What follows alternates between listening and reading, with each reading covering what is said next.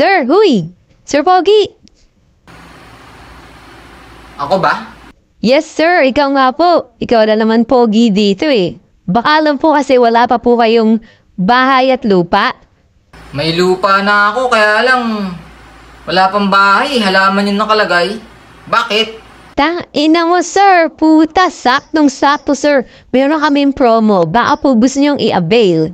For only 10 million pesos lang, sir.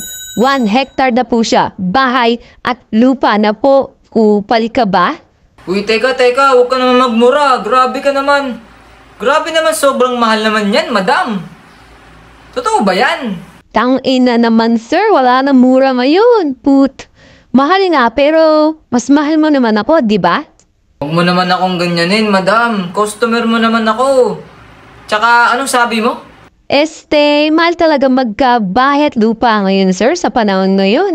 Ang ina, madam. Baka naman hindi yan totoo, ah. Sure ka ba dyan? Legit ba yan? Baka mamaya, puta, sa pasulang yan. Ina, sir, puta, kahit samahan pa kita, sir, sa bahay na yun. Itira mo pa ako sa bahay na to, sir. Legit to, sir. Teka, anong sasamahan? Sasamahan mo ko? Aasawahin kita? Aasawahin mo ko? Ibig ko sabihin, sir, itutur kita, sasamahan kita sa tour, sa bahay na iaabing, sir. Teka lang, madam, ha? Baka naman ini-scam mo lang ako. Pero teka, parang pwede tanggalin mo yung cap mo, ma'am? Parang kilala kita eh. Ito po ba? Oh, no.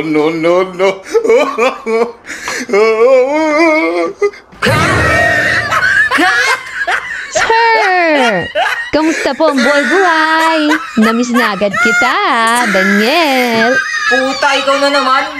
Kaya pala sabi ko, iba yung aura mo eh.